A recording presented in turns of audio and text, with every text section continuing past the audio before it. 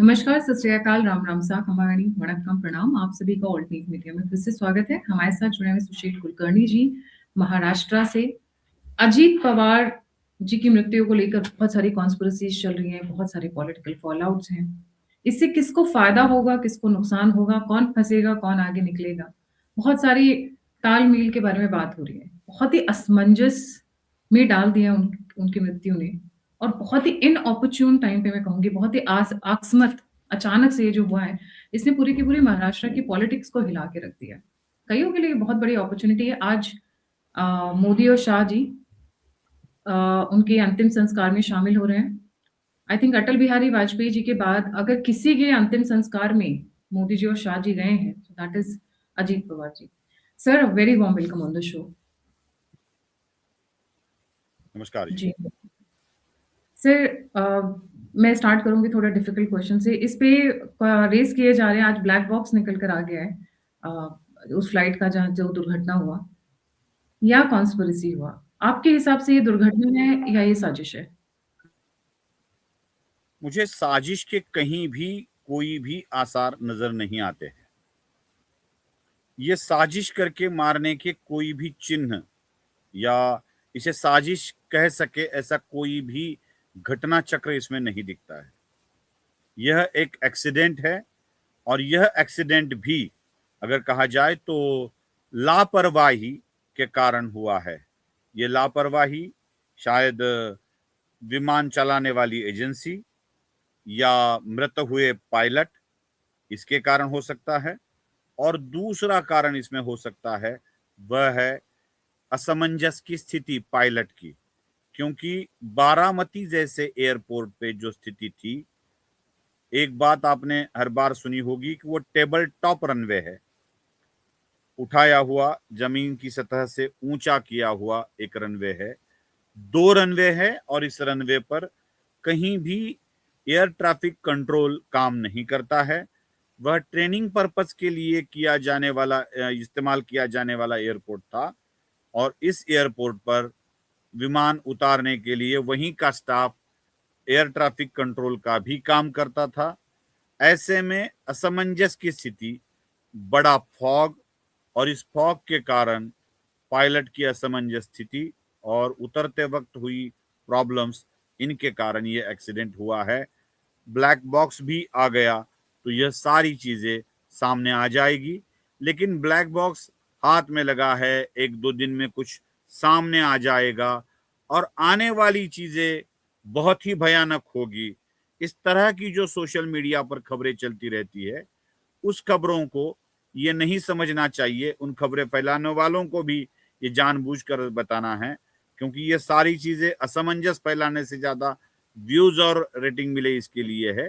ये सारे के सारे भ्रम ब्लैक बॉक्स के रिपोर्ट सामने आते ही खुल जाएंगे। खुले तौर पर आपके सवाल के जवाब में मैं मानता हूं कि ये प्योरली एक्सीडेंट है। मैं इसमें न सरकार का कोई राजनीतिक पक्ष, न अजीत पवार का कोई परिवार का सदस्य इस षड्यंत्र को कर सकता है। गायत्री जी। जी सर, अब यहाँ से आगे पॉलिटिकल कैसे चेंज होगा, क्योंकि पूरी की पूरी ये चेंज हो चुकी है पॉलिटिकल डायनामिक्स। अजीत पवार इकलौते थे जो उस पूरी पार्टी को चला रहे थे। शरद पवार के पास में मेंबर्स रह ही नहीं गए थे। ये सबसे गंभीर सवाल है। अभी पूरा का पूरा महाराष्ट्र सदमे में है, क्योंकि अजीत पवार के साथ किसी के वैचारिक विरोध हो सकते हैं, कोई अजीत पवार के पार्टी का विरोधी हो सकता है, यहाँ तक कि बीजेपी के बहुत सारे लोग भी अजीत पवार के विरोधक है रह चुके हैं। कई विधायक यहाँ के अजीत पवार का समर्थन करते नजर नहीं आते। लेकिन इसके बाद, अजीत पवार के जाने के बाद, उनकी पार्टी को उन्हीं की तरह से संभाल सके ऐसा कोई भी व्यक्ति नजर नहीं आता है। और अहम बात बता दूं, अजीत पवार की पार्टी का गठन, अजीत पवार के पार्टी का पृथक होना एक बहुत बड़ी चीज थी। और उसका कारण ये था, गायत्री जी, कि अजीत पवार के लोगों को शरद पवार के चुंगुल से, सुप्रिया सुळे के प्रभाव से दूर निकल जाना था। और इसीलिए उन्हें सुप्रिया और शरद पवार इन दोनों के बाद कोई अच्छा नेतृत्व लगा होगा तो वो अजीत पवार का था। तो सुप्रिया सुळे और शरद पवार से दूर होने वाले लोग अजीत पवार के साथ चले गए। साथ ही साथ मैं आपको एक चीज बता दूं कि यह पवार की NCP, nationalist Congress party, American संघराज्य की तरह है। अमेरिकन संघराज्य का मतलब होता है कि कई राज्यों ने मिलकर अपना एक देश, एक राष्ट्र, एक राष्ट्र गीत, एक राष्ट्र चिन्ह चुना है और किसी एक को प्रमुख माना है। भारत अलग संघराज्य है, वो केंद्रोत्सारी संघराज्य है। भारत संघराज्य बना और उसने अपने घटक राज्य निर्माण किए, भाषा के आधार पर, भूगोल के आधार पर घटक राज्य निर्माण किए। राष्ट्रवादी कांग्रेस पार्टी मतलब एनसीपी अमेरिकन संघराज्य जैसा ही एक दल है, जिसमें अलग अलग स्थान पर अपनी अपनी एक ताकत है और उन ताकतों को टिकने के लिए, उनमें अपने अपने प्रभाव क्षेत्र को बरकरार रखने के लिए इन लोगों ने एक नेता, एक चिन्ह, एक दल का निर्वाचन किया था और बनी थी शरद पवार की एनसीपी। शरद पवार की एनसीपी सुप्रिया सुळे का जब प्रभाव बढ़ने लगा तो सुप्रिया सुळे के बढ़ते प्रभाव के कारण या राज्य में शरद पवार की इच्छाओं के कारण उनके अंतर्गत, उनके विधानसभा क्षेत्र या संसदीय क्षेत्र में जो प्रॉब्लम एनसीपी लीडर्स को आने लगे, उस प्रॉब्लम को हटाने के लिए ये अजीत पवार के साथ चले गए थे। तो आज क्या वह व्यक्ति जो अजीत पवार के साथ चले गए हैं, क्या फिर से एक बार शरद पवार और सुप्रिया सुळे के साथ जाना पसंद करेंगे? तो जवाब होगा 10 से 15% लोगों को सुप्रिया सुळे और शरद पवार के साथ जाना पसंद होगा, लेकिन ये संख्या 10 से 15% ही होगी, ज्यादा नहीं। मतलब कोई नहीं जाएगा ऐसे भी मैं नहीं कहूंगा। 10 से 15% लोग सुप्रिया और शरद पवार के साथ जा सकते हैं।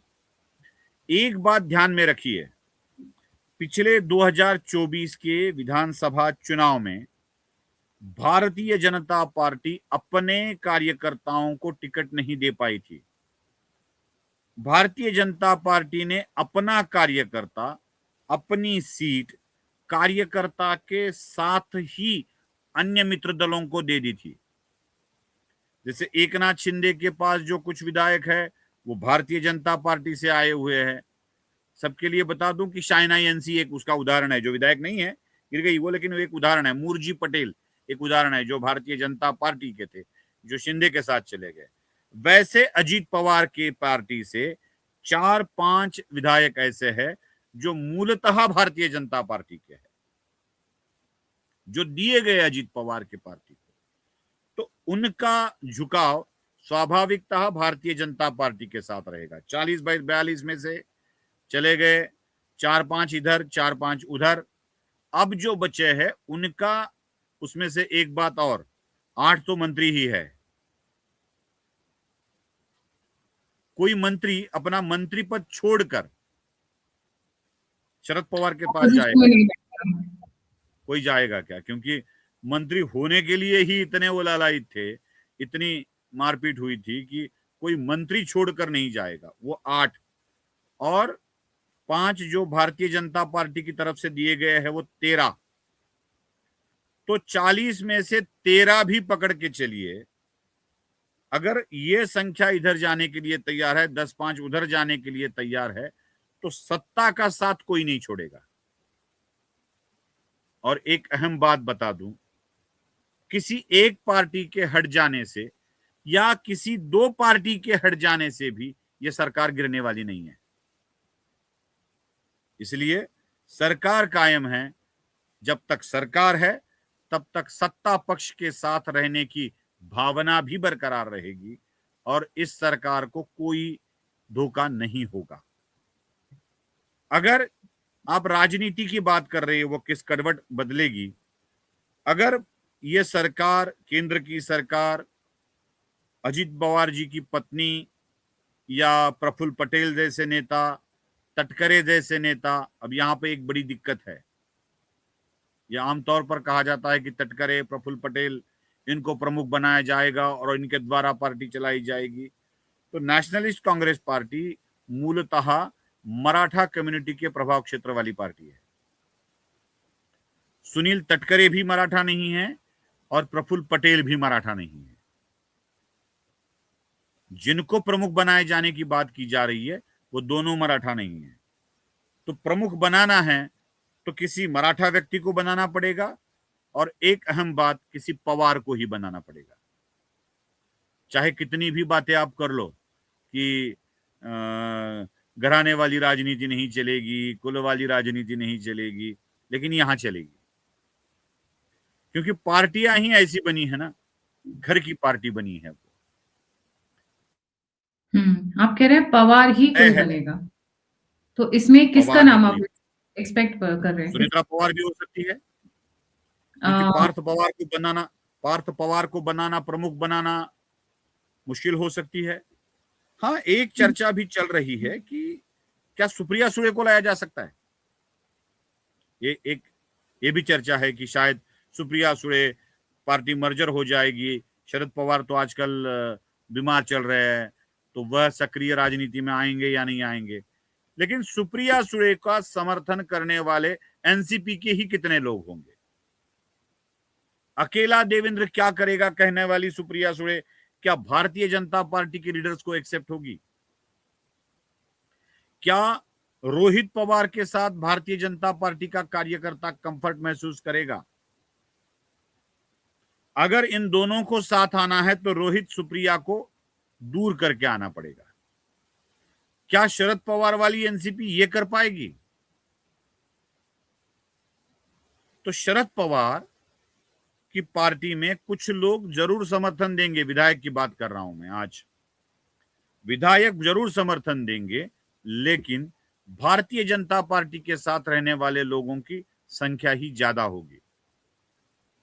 एक एक उदाहरण और नाम गिना सकता हूं मैं, वही संख्या ज्यादा होगी, और इसके कारण भारतीय जनता पार्टी के साथ रहना, एक पार्टी के तरह रहना, ये एनसीपी कबूल करती है, या मर्जर विद बीजेपी पार्टी ही खत्म कर दो, आधे इधर जाओ आधे उधर जाओ, बाकी मेरे पीछे आओ, ऐसा शोले वाला असरानी का डायलॉग बोला जाता है क्या? वह भी देखा जाएगा। होता क्या है, पार्टी को बरकरार रखना है या पार्टी को कहीं मर्ज करना है, इसके ऊपर चर्चा, निर्णय जब होगा तो क्या होगा इसका अंदाजा लगाया जा सकता है। तो मैं यहाँ से अब 2-3 ऑब्जर्वेशंस करूंगी आपकी बातों में। ब्लैक बॉक्स खुलते ही कहा जा रहा है, ये पता चलेगा कि उस ब्लैक बॉक्स में शरद पवार और सुप्रिया के भी राज खुलेंगे। दूसरी चीज, आपने कहा कि पवार ही होंगे कोई मंत्री, जो आप कह रहे हैं, तो उनकी पत्नी का नाम काफी आगे चल रहा है। पार्थ को आपने कहा कि पार्थ उनके बेटे हैं, जो अजीत पवार जी के, उनके बारे में आपने कहा कि why is he not appropriate for the ministership post?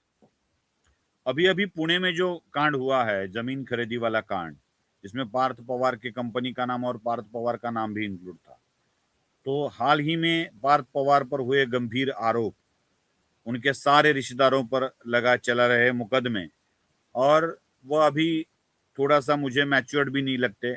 सबको नहीं लगते, मुझे क्या, सबको नहीं लगते।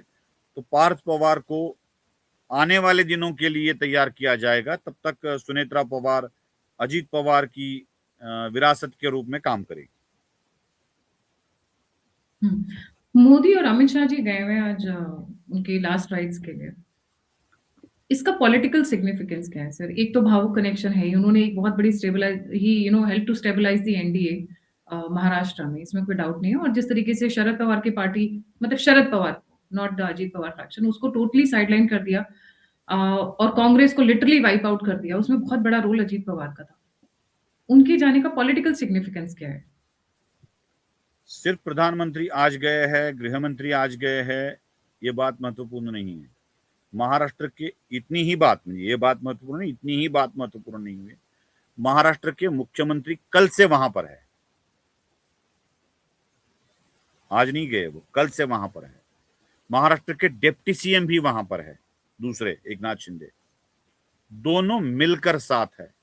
और आपने एक नोटिस किया होगा कि वो हर दम हर कदम सुनेत्रा जी के साथ है। मतलब जैसे परिवार का कोई सदस्य किसी मृत्यु वाले घर में उनके लोगों के साथ रहता है, वैसे एकनाथ शिंदे और देवेंद्र फडणवीस दोनों के दोनों बैठे हैं।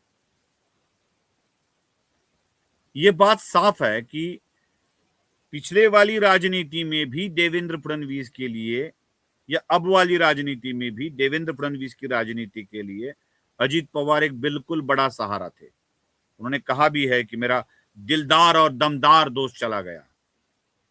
जब जब देवेंद्र फडणवीस दिक्कत में थे या मदद की आवश्यकता थी, वही अजीत पवार खड़े हो जाते थे। और सबसे अहम और महत्वपूर्ण बात मैं आपको बता दूं, अजीत पवार जो बनना चाहते थे, 6 बार डिप्टी सीएम बने थे, शायद वो अब इस बार सीएम बनने की वो कोशिश कर ही रहे थे। शायद देवेंद्र फडणवीस की तरफ से उन्हें ये यकीन दिलाया गया होगा कि अगली बार सीएम जरूर बनोगे। वो जो रिश्ता है वो भी निभा रहे थे। और प्रधानमंत्री और गृह मंत्री दोनों का महाराष्ट्र के मुख्यमंत्री के साथ उपस्थित रहकर संसद में विशेष उल्लेख होना, मतलब लोकसभा में और राज्यसभा में भी उनको श्रद्धांजलि अर्पित की गई, क्योंकि वो 10वीं लोकसभा के सदस्य भी थे। थोड़ी दिन के लिए थे, ज्यादा दिन नहीं थे, 2-3 महीना ही वो सदस्य रह चुके थे। शरद पवार को मंत्री बनाया गया और उन्हें फिर पद छोड़ना पड़ा। फिर बारामती में बाई इलेक्शन हुए, शरद पवार चुनकर आए और रक्षा मंत्री बन गए। नरसिंह राव के समय का ये मामला है। तो ये सारा दर्शाता है कि अजीत पवार कितना इंपॉर्टेंट थे भारतीय जनता पार्टी के लिए। आज भी अजीत पवार का वही इंपॉर्टेंस है। जो चीज भारतीय जनता पार्टी के नेता नहीं कर पाए थे, वो अजीत पवार कर पाए थे। शरद पवार की राजनीति को निष्प्रभ करके, शरद पवार की सारी चालों को निष्प्रभ करके एक प्रशस्त मार्ग निर्माण करने का काम अजीत पवार ने किया था। अजीत पवार उलझे हुए नहीं, उलझाने वाले नहीं, सुलझे हुए नेता थे। उन्हें वो रिजल्ट ओरिएंटेड थे। चाहे रिजल्ट कुछ भी आए, रिजल्ट तो आना चाहिए। यूं ही काम कर रहे हैं, यूं ही काम कर रहे हैं, सरकारी समितियां बन रही है, कहीं न्यायालयीन कमेटियां बिठाई गई है, वो अपना काम कर रही है, रिजल्ट आने वाला है, रिजल्ट आने वाला है। वो रिजल्ट आने वाला है इस शब्द से घृणा करते थे अजीत पवार। चाहे थोड़ी गड़बड़ी हो जाए, थोड़ी लफड़े हो जाए, लेकिन फिर भी वह रिजल्ट चाहते थे। और इसीलिए वह इन लोगों को छोड़कर भारतीय जनता पार्टी के साथ जाना चाहते थे। अजीत पवार सत्ता के साथ रहकर रिजल्ट देने वाले राजनीतिज्ञ थे, राजनेता थे। इसे अवसरवाद भी कहा जा सकता है, इसे सत्ता पिपासु भी कहा जा सकता है, जो कहना है वो कह लो। राजनीति में आना होता है सत्ता प्राप्ति के लिए, सत्ता से विकास करना होता है, और वही विकास करना, ये अजीत पवार की खुद की नीति है। तो वह सत्ता के साथ रहकर ही अपने काम करवाना चाहते थे, इसलिए उन्होंने हमेशा सत्ता का साथ दिया है। 6 बार डिप्टी सीएम बने, 6 बार में से 3 बार तो वह विपक्ष के साथ बने, उनके विरोधी दल के साथ बने। 3 बार वो अपने पार्टी से बने। आधा आधा है। तो दादा के लिए, अजीत दादा के लिए ये मायने नहीं रखता था कि मैं थ्योरेटिकली किसके साथ जा रहा हूं। एक बात आपने नोटिस की थी, अजीत पवार ने जब भी डिप्टी सीएम की शपथ ली है, तो उन शपथों के कैसेट्स को रिवाइंड करके देखिए आप, या किसी भी रिकॉर्ड को फिर से निकाल कर देखिए। उन्होंने सत्यनिष्ठा से शपथ ली है। कभी भी उन्होंने ईश्वर साक्ष्य शपथ नहीं ली है। वो अपने विचार पर अडिग थे। वह ईश्वर का विश्वास भी नहीं करते थे और सत्ता के साथ रहना उनको आवश्यक भी लगता था। देवेंद्र फडणवीस के साथ सत्ता लेकर उन्हें जब पता चला कि उद्धव भी सीएम होने वाले हैं, तो उद्धव के साथ वो डीसीएम बन गए। उद्धव को छोड़कर जब फिर से एक बार डीसीएम बनना चाहते थे, तो एकनाथ शिंदे के साथ भी डीसीएम बन गए।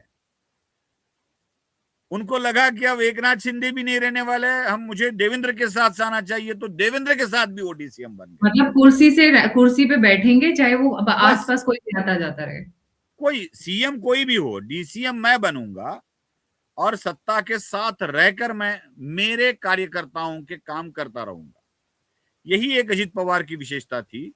और एक बात और थी, अगर वह किसी से नाराज भी होते थे या किसी की दुश्मनी भी हो जाती थी, तो उसको वो लंबा नहीं खींचते थे,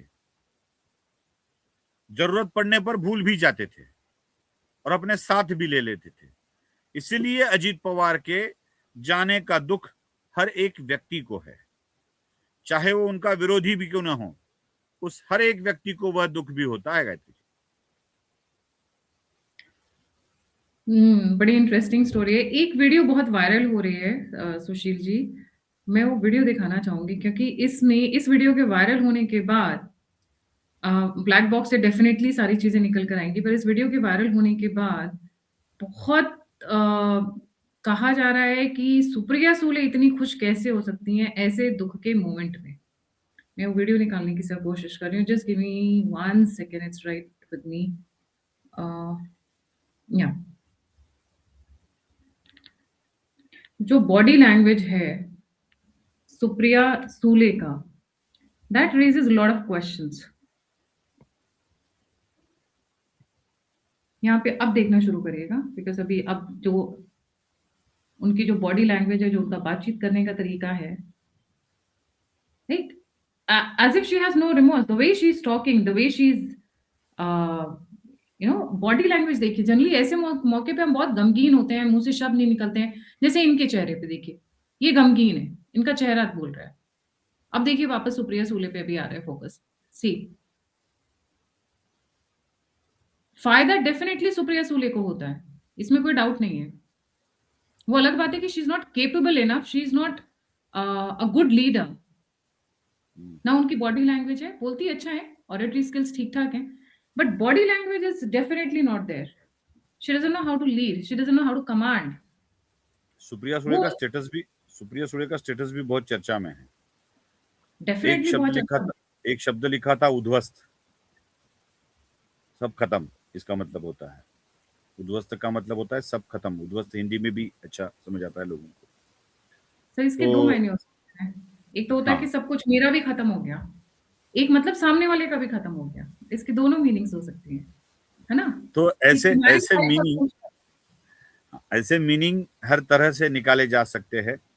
और सुप्रिया जी की बात अगर करें तो सुप्रिया सुले अपने हर भाव को छिपाने की कोशिश करती है, और यहाँ पर नहीं छुपा रही, यहाँ पे टक टक टक टक पूरा छिपाने की कोशिश में मैं उसी पे आ रहा हूँ। छिपाने की कोशिश करती है और उनका चेहरा इतना प्रामाणिक है कि वो उसे छिपने नहीं देता है। हर बार अगर आप देखोगी तो वो कोशिश तो छिपाने की करती है, छिपता नहीं है। सुप्रिया सुले के लिए अजित पवार जी का छोड़कर जाना एक बहुत बड़ा धक्का था, एक ऐसा झटका था जो सुप्रिया सुले शायद अपने सारे सपनों को टूटता हुआ देख रही थी। वही दादा, वही उनके प्यारे दादा उस सपनों को तोड़कर जब जा रहे हैं तो शायद उनको मैं सुख हुआ है ऐसे तो नहीं कहूंगा, क्योंकि भाई कैसा भी हो गायत्री जी, भाई जाने का दुख तो होता ही है। उनको आनंद मिला होगा ऐसे तो नहीं कहूंगा, लेकिन जितना दर्द होना चाहिए उतना दर्द तो उन्हें नहीं हुआ होगा, क्योंकि बार बार उन्होंने कहा था कि अच्छा हुआ पवार साहब आपका कोई लड़का नहीं है, बस आपकी एक लड़की भी है। याद होगा आपको, उन्होंने यही बयान दिया था जब पहली बार अजित पवार एक दिन का डीसीएम बन के देवेंद्र जी के साथ चले गए थे, तो उन्होंने कहा था कि अच्छा हुआ आपका कोई लड़का नहीं है, आपकी लड़की ही है। अजित पवार के लिए उन्होंने ऐसे शब्द बार बार कहे, तो जिन्होंने उनके सारे सपने को तोड़ दिया। वो जा रही थी धीरे धीरे धीरे धीरे आगे जा रही थी।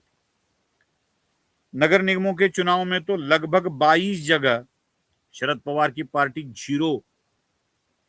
जीरो सीट ला चुकी है। नगर निगम के चुनाव में 22 शहरों में। जिन शहरों में शरद पवार का प्रभाव होता था वहां पर भी शरद पवार कुछ प्राप्त नहीं कर पाए। तो इन सब के लिए कहीं ना कहीं अजीत पवार तो कारण थे ही थे।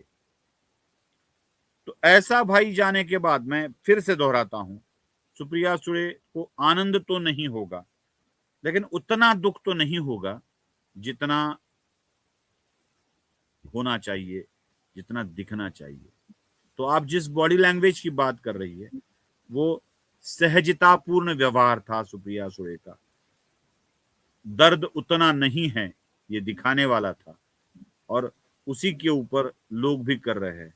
लेकिन फिर से दोहराता हूं, फिर से यकीन के साथ दोहराता हूं, मुझे इसमें कोई भी कपट इस एक्सीडेंट में दिखाई नहीं देता है। यह बस महज एक एक्सीडेंट था। इसके लिए किसी को भी जिम्मेदार ठहराना आज की तारीख में, अब के वक्त में गलत होगा। Gayatri ji sir, black box की वेट करूंगी। लास्ट क्वेश्चन सर, कांग्रेस की एंट्री अब वेस्टर्न महाराष्ट्र में आसान हो जाएगी अजीत पवार जी के जाने के बाद? फिर से दोहराइए, ठीक से सुनाई नहीं दिया। कांग्रेस की एंट्री वेस्टर्न महाराष्ट्र में, जो कि एनसीपी का स्ट्रॉन्ग होल्ड एरिया इसमें आता है, आसान हो जाएगी अजीत पवार जी के जाने के बाद? कांग्रेस के लिए जी, कांग्रेस कहां बची है? रिवाइव करने की कोशिश तो सब पूरी ही कर रहे हैं। वो अलग बात है, वो बार बार लॉन्च फेल हो जाता है। जी, जी। वही दिक्कत है कि कांग्रेस रिवाइव करने की कोशिश भी अगर करेगी तो कांग्रेस के लिए वैसा नेतृत्व ही नहीं बचा है। राज्य की कांग्रेस, महाराष्ट्र की कांग्रेस, देश की भी कांग्रेस उतनी एक संघ नहीं है जो मिलकर कुछ करेंगे। कांग्रेस के आज के अध्यक्ष, जिनके हाथ में कुछ भी नहीं है, ना वो नेता के रूप में है। पिछले अध्यक्ष नाना पटोले खुद ही कांग्रेस की नैया डुबाने के लिए कारण बने हैं। बस एक अकेला घराना लातूर में विलासराव देशमुख के बेटे का बाकी है जो कहीं कुछ अपनी शक्ति बनाए रखा हुआ है। और ये जब एक दूसरे को रिवाइव करने के लिए नहीं आते हैं सामने, रिपील की ही बात करते हैं। एक दूसरे को हमेशा रिपील करने की ही बात करते हैं, रिवाइव करने की बात नहीं करते हैं। तो कांग्रेस आज की तारीख में अगले 10 सालों तक महाराष्ट्र में उभर पाएगी ऐसा नहीं लगता है। भले ही वो कितना ही कहते हो कि महाराष्ट्र की जनता चाहती है कि कांग्रेस खड़ी हो जाए। शरद पवार की पार्टी उभर सकती है। एनसीपी को अगर सही नेतृत्व मिला अजित पवार वाली तो उभर सकती है, वो हो सकता है।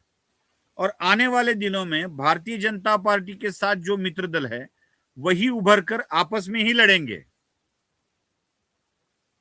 यूबीटी, शिवसेना यूबीटी, कांग्रेस और एनसीपी शरद पवार, इनके उभरने के कहीं भी आसार मुझे दिखाई नहीं देते। आने वाले 10 सालों की बात कर रहा हूं।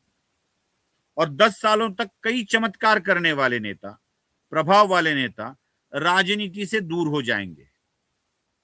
नया कौन आने वाला है, इस दरमियान कौन नया नेता उभर कर सामने आएगा, यह भी देखने लायक बात है। शरद पवार तो आज ही थके हुए हैं, हारे हुए हैं। शरद पवार जैसी क्रेडिबिलिटी सुप्रिया सुळे के पास नहीं है। जो कुछ थी वो अजीत पवार के साथ पास थी। रोहित पवार को नेता नहीं माना जाता है।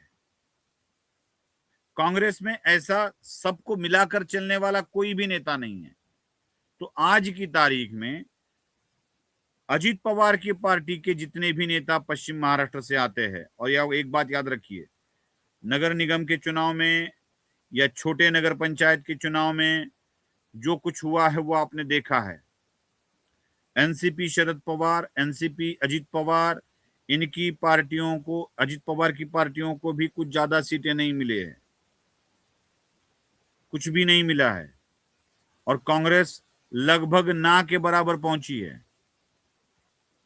कांग्रेस का फायदा बस इतना होगा कि जो शरद पवार के साथ जाना नहीं चाहते, बीजेपी के साथ रुकना नहीं चाहते, जैसे अमोल मिटकरी जैसे नेता हो गए, या उनके पार्टी के पुणे वाली एक नगर निगम का चुनाव हारने वाली रूपाली ठोमरे नाम की एक नेता है।